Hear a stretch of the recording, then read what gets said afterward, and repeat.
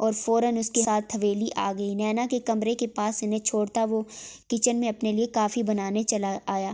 اس وقت اسے شدید طلب ہو رہی تھی۔ ارتضیٰ جب تک کافی بنا کر آیا بھی اماں نینا کو چینج کروا کر جا چکی تھی۔ ارتضیٰ نینا کے روم میں داخل ہوا تو لیپ ٹاپ ہاتھ میں تھا۔ آج اسے کچھ کام کرنا تھا اور کل شہر کے لیے نکلنا تھا، اس لیے نینا سے دور جانے کے بجائے اس کے قریب رہنا اپنے احساسات کو سکون دینے کا طریقہ چنا۔ ارتضیٰ کافی پیتے لیپ ٹاپ پر کل کے لیے اپنی پریزنٹیشن تیار کرنے لگا۔ اسے مسلسل کام کرتے 4 گھنٹے بیت چکے تھے۔ نیند آنکھوں پر پردے گرانے لگی۔ ارتضیٰ نے ٹائم دیکھا تو صبح ہونے میں 1 ہی گھنٹہ باقی تھا۔ وہ اپنے روم میں جانے کا ارادہ ترک کرتے جمائی روکتے یشفا کے پاس ہی دوسری طرف آ لیٹا اور کب نیند میں گیا معلوم نہ ہو سکا۔ میں نہیں، یہ سب کیسے؟ یشفا کی صبح آنکھ کھلی تو اس کی پہلی نظر اپنے حلیے پر پڑی۔ اس کی آنکھیں حیرت سے پھٹی کی پھٹی رہ گئی۔ ارتضیٰ کو اپنے اس قدر قریب محسوس کر کے ارتضیٰ کی دیکھتی سانسیں یشفا کو اپنی گردن جھلساتی محسوس ہوئی تھی۔ آنکھیں آگے کا سوچ کر گرم سیال بہانے لگی تھیں۔ اس کا دماغ سن ہو چکا تھا۔ آخر ارتضیٰ اتنا بے خود کیسے ہو سکتا ہے؟ یشفا کی سسکیوں پر ارتضیٰ نے اپنے خمار آلود نظریں اٹھاتے یشفا کو چہرے پر جمائی تھی۔ ارتضیٰ، محبت میں بے خودی جائز ہے، پر آپ سب جانتے ہوئے بھی مجھ سے تعلق بنانے کی مرتکب کیسے ہو سکتے ہیں؟ آپ نے کیوں میرے بارے میں نہیں سوچا؟ یشفا بولتے ہوئے پھوٹ پھوٹ کر رو رہی تھی۔ اس کی باتوں پر ارتضیٰ کا دماغ بیگ سے اڑا تھا۔ اس کی نظر بے ساختہ خود پر اور یشفا پر پڑی۔ ایک لمحہ لگا تھا اسے ساری بات سمجھنے میں۔ اس کی خمار زدہ نگاہوں میں مزید سرخی اتری تھی۔ ارتضیٰ کی آنکھوں میں چھائی سرخی دیکھ پل بھر کو یشفا ڈر سی گئی تھی۔ ارتضیٰ اس کے پاس سے اٹھ کر دور کھڑا ہو گیا۔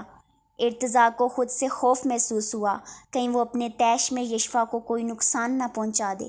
یشفا، ارتضیٰ حقان، جب مجھے محسوس ہوتا ہے کہ تم سے اپنی محبت میں ہر حد سے تجاوز کر جاؤں گا، ہر بار تمہاری معصومیت مجھے بے بس کرتی ہے۔ آج تک میں نے تمہارے ہوش میں تمہارے ساتھ بدسلوکی نہیں کی۔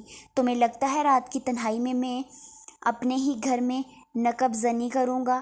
یہی اعتبار تھا تمہارا؟ ارتضیٰ پاگل بنا غرایا تھا۔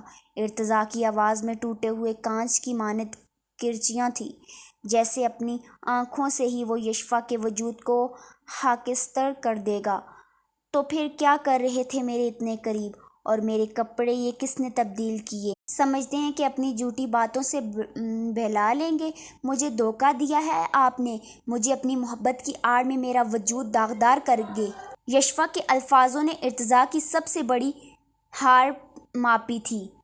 وہ بے ساختہ آنکھ سے جھلکتے آنسو کو چھپاتا تمسخرانہ قہقہہ لگا اٹھا۔ وہ اتنا ہنسا تھا کہ آنکھوں میں پانی آنے لگا۔ مجھ کو جو زحم تھا تو میرا ہے یار، یہ دکھ ہی رہا۔ رات ہے، اندھیرا ہے، میرے ہر دکھ کی پذیرائی جہاں میں نے کی۔ تیرے دامن سے جو لپٹا تو کیا لٹیرا ہے؟ میں نے وارا تھا خود کو تیری محبت کے لیے، تو نے جو لفظ کہے مان کہا چھوڑا ہے۔ ارتضیٰ کے سارے جذبات بے مول ہوتے راکھ کا ڈھیر بنے تھے۔ وہ قدم قدم چلتا عین یشفا کے سامنے آ کھڑا ہوا، جس کا نازک سا سراپا لرزش کا شکار تھا۔ بہت نرمی سے ارتضیٰ نے اسے تھامنے بیڈ پر بٹھایا تھا اور خود اس سے کچھ فاصلے پر نیم دراز ہوتا ہاتھ تھام گیا۔ جانتی ہو، میری محبت میں پہلے جذباتیت شامل تھی۔ سوچا تھا تمہیں خود میں قید کروں گا، اپنی خوشبو سے تمہارے وجود کو تبر کروں گا، تمہاری آتی جاتی سانسیں میری تابع ہوں گی، میری پناہوں میں تمہارا سکون چھپا ہوگا۔ پر آج لگتا ہے کسی نے دل کھینچ کر مٹھی میں مسل دیا ہو۔ ارتضیٰ اپنے دل کی پاگل خواہشات بتاتا آخر میں سرد لہجہ اپنا گیا تھا۔ یشفا کے ہاتھ کی انگلیوں میں الجھتی اس کی مضبوط انگلیوں نے گرفت سخت کی تھی کہ یشفا کرا اٹھی تھی۔ ارتضیٰ، مجھے تکلیف یشفا نے تکلیف سے دہورے ہوتے التجا کی تھی۔ یشفا، ارتضیٰ حقان، تکلیف، درد، اذیت سب میرے لیے چھوڑ دو، اپنے لیے صرف ایک لفظ کا چناؤ کرو۔ ناسور، جو اب تمہیں ارتضیٰ حقان کی نفرت سے ملے گا، تمہارا وجود سسکتا میرے پہلو میں ہوگا، پر ہر طلب بے معنی ٹھہرے گی۔ ارتضیٰ اسے بیڈ پر بے دردی سے دھکیلتا باہر جا چکا تھا۔ یشفا کو پہلی بار ارتضیٰ کے اس روپ سے خوف محسوس ہوا تھا۔ زرشی اندر آئی تو دیکھتی رہ گئی۔ فارم ہاؤس کو انتہائی خوبصورت انداز سے ڈیکوریٹ کیا گیا تھا۔ وہاں موجود ہر شے اپنے قیمتی ہونے کا منہ بولتا ثبوت تھی۔ زرشی پریشانی سے انگلیاں چٹکانے لگی کہ اتنے سارے کمروں میں سے کسی کمرے میں جائے خود کو تو وہ لارڈ صاحب نہ جانے کہاں گم ہو گیا تھا۔ ابھی وہ شانوال خان کو کوس رہی تھی جب ایک ادھیڑ عمر عورت اس کے پاس چلی آئی۔ آئیں بٹیا رانی، آپ کو کمرہ دکھاؤں، مجھے سائیں نے بھیجا ہے۔ وہ اسے اپنے آنے کے مقصد سے آگاہ کرتی ہوئی بولی۔ جی شکریہ۔ وہ ممنون نظروں سے انہیں دیکھتے ہوئے ان کے ساتھ چل پڑی۔ جس روم میں زرشی آئی وہاں کا حال بھی نیچے سے مختلف نہ تھا۔